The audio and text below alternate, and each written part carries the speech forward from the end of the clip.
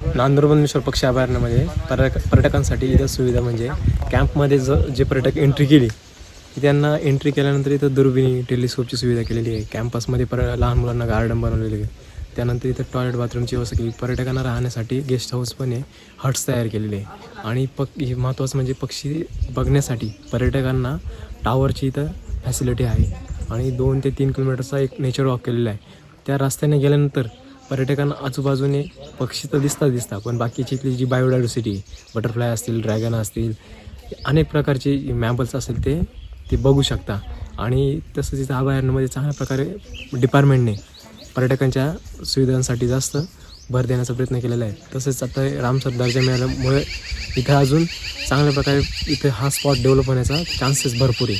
म्हणजे इथे जे स्थानिक लोक आहे त्यांना रोजगार निर्माण केलेला आहे डिपार्टमेंटने. म्हणजे इथे गाईड लोक असतील किंवा डिपार्टमेंटचे काही संरक्षण स्टाफ असेल. त्यानंतर इथे काही डिपार्टमेंटने शाळेतली मुलं आहे यांच्यासाठी काहीतरी असे ॲक्टिव्हिटी असते, कार्यक्रम असतात. जसे पक्षी निरीक्षण असेल किंवा सायकल रॅली असेल किंवा आसपासचे गाव आहेत तर जनजागृती करतात. म्हणजे एक वन्यजीव सप्ताह असतो किंवा वेटलँड डे असतो. या कालावधीमध्ये कार्यक्रम घेतला जाता. याच्यामध्ये गावामध्ये जनजागृती केली जाते.